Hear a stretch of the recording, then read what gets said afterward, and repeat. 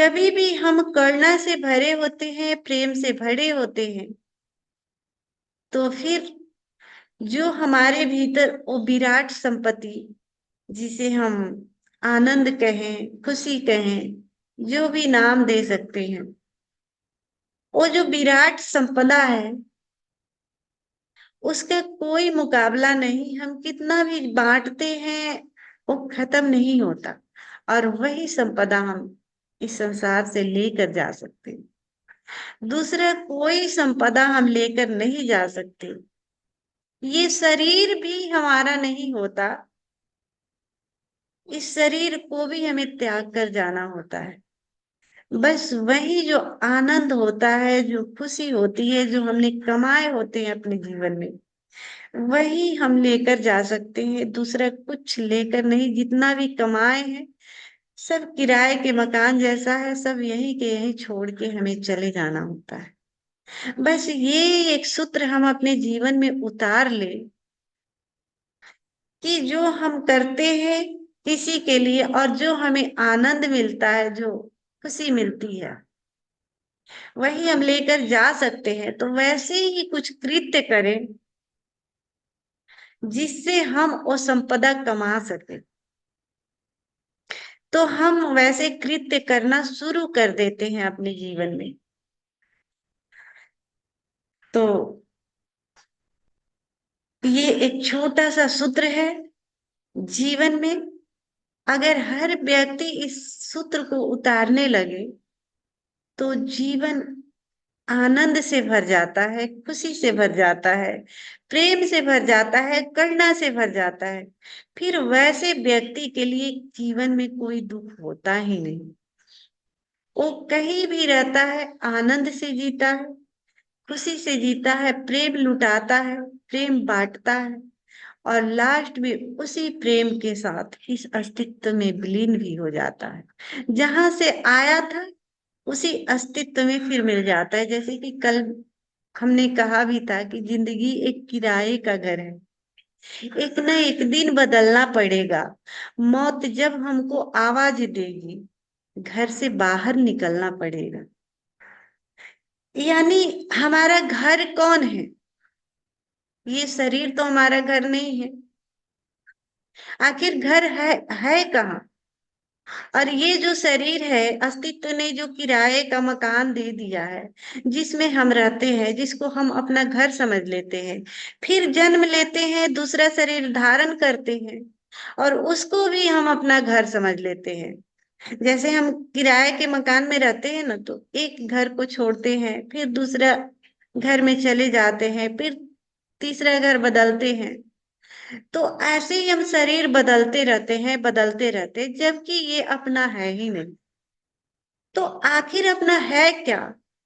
आखिर हमारा घर है कहाँ? हमारा घर वही है जिस एनर्जी से हम टूट कर इस शरीर में बसे हैं। फिर उसी को जान लेना, उस एनर्जी को जान लेना, यानी जिसे हम भगवान कहते हैं, परमात्मा कहते हैं, आत्मा कहते हैं, जो भी हम नाम देते हैं, उसी एनर्जी को जान लेना और उसी एनर्जी में फिर से विलीन हो जाना, यानी अपना घर आ गया। तो इसीलिए हम ये अध्यात्म से जुड़ते हैं, ध्यान करते हैं।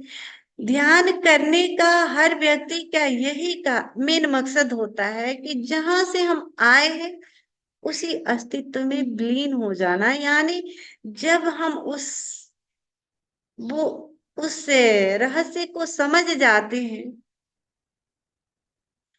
फिर हमारे लिए जन्म और मृत्यु समाप्त हो जाती है। इसलिए हम यहाँ इकट्ठे होते हैं और हम इस ध्यान से जुड़ते हैं, ताकि हम स्वयं को समझ पाए, और समझने के बाद हमारे लिए मौत समाप्त हो जाए और हमेशा के लिए हम उस अस्तित्व से जुड़ जाएं। तो आइए इसी भावदशा के साथ हम इस ध्यान में प्रवेश करते हैं। जैसा कि मैं म्यूजिक लगाती हूँ, म्यूजिक पर हमें नृत्य में डूबना है, स्वयं को नहीं बचाना है। बाहर के जगत को भूल जाना है। जैसे आप हमारे सामने बैठे हैं, तो ये बोध हटा देना है कि हमारे पास कैमरा लगा लगा हुआ है।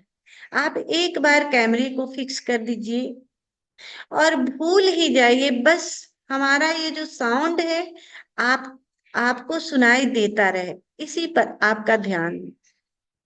बाहर के जगत को भूल जाना है कि बाहर क्या हो रहा है।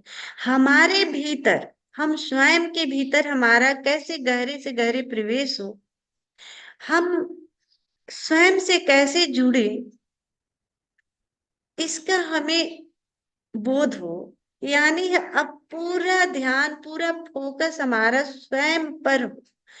अगर आप नृत्य में डूबते हैं बैठकर या खड़े होकर, तो आप जैसे, जैसे कि मैं कल रमेश भाई को देख रही थी कि उन्होंने हाथ ऐसे किया, यानी वो प्रेजेंट में थे। उस समय मैंने फील किया। विचार तो आते रहते हैं, जाते रहते हैं। कभी व्यक्ति खो जाता है, कभी फिर वापस आ जाता है।